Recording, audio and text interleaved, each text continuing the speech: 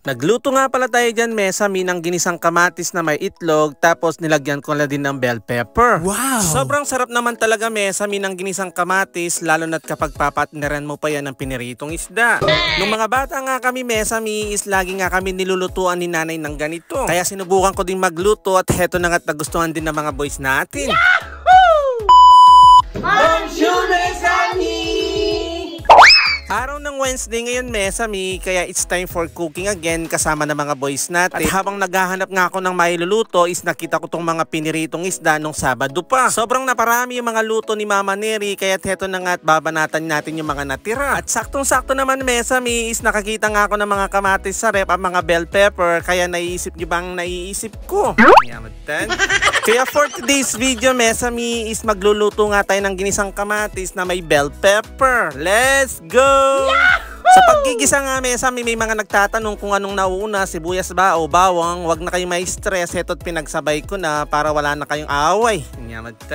Pagkagisa ko nga sa bawang at sibuyas at nasutay ng konti, heto na nga sinunod ko na yung kamatis at pinalambot ko lang ng mga 2 minutes. At nung makita kong durog-durog na, heto na nga sinunod ko na yung mga bell pepper. Kapag ginisang kamatis, Mesami, is literal na kamatis lang yan. At dahil nga may nakita tayong bell pepper, sayang naman, kaya dinagdag ko na. Basta may mga kamatis lang kayo dyan, pwede na yan. Huwag na kayong pa-stress na maghanap pa ng bell pepper. At mabilisan transaksyon na nga, pagkalagay ko nga sa mga bell pepper, pakukulan lang natin yan ng 5 minutes. Tapos dinagdagan ko nga ng tubig dahil mahilig sa sabaw yung mga bata. Tapos sinunod ko na nga yung itlog. At tinimplahan ko na nga ng paminta, bawang, asin. Tapos imekos-mekos lang natin. Tapos tatakpan ulit ng mga 5 minutes at hintayin lang natin ng kumulo. Tapos eto na at luto na yan. At nung naluto na, bali heto nga yung itsura niya. Kung mapapansin nyo is madami siyang sabaw. Mas masarap din yan kapag walang masyadong sabaw. At dahil nga mahilig sa sabaw yung mga boys natin, dinamihan ko lang yan ng sabaw para naman may bawi sila. At after ko nga makasandok, heto na nga at naglagay na tayo ng mga isda. Ilalagay lang natin yan sa taas para masisip ng konti ng mga isda yung sabaw. Pwede nyo naman i-direct kaagad sa kaldero kung gusto nyo. Kaya heto na yung naging resulta niya.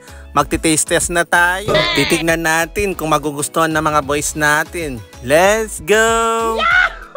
Hello? Hello? Ay! Itlog! Itlog! Ew. Sa umpisa, Mesami, is nag-iinarte lang ang mga yan, pero kapag natikman naman nila is hindi na sila paaawat. Tignan nyo. Bago nga sila nagsimulang kumain is pinaghuhugas ko yan ng mga kamay at sabi ko sa kanila wag na silang magkutsara at masarap kamayin yan. At para masanay naman silang gumamit ng kamay at heto na nga at makakatipid pa tayo sa pag-uugas.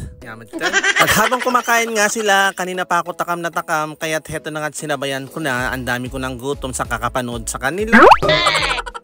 Pini! Bye-bye! Bye-bye! At nung matapos nga sila, Mesami, ako hindi pa tapos at dahil nga paborito ko to, ako yung babanat. Tignan nyo. Pagkatapos ko nga kumain, saktong-sakto nga is dumating na nga si Mama Neri, kaya't heto na nga't pang finale na naman siya. Siya na naman yung titikin ng ninuto ko. Tingnan natin kung papasaya o hindi. At yun yung pang finale, Cinderella yun eh. Gutom yan. Siwang yalya. Ginisang kamatis siya yan pero merong bell pepper. Tapos nagyan mo ng isda. Oh, solve yan. Rice ka ah. Nanyaman niya? Na? Aliyah.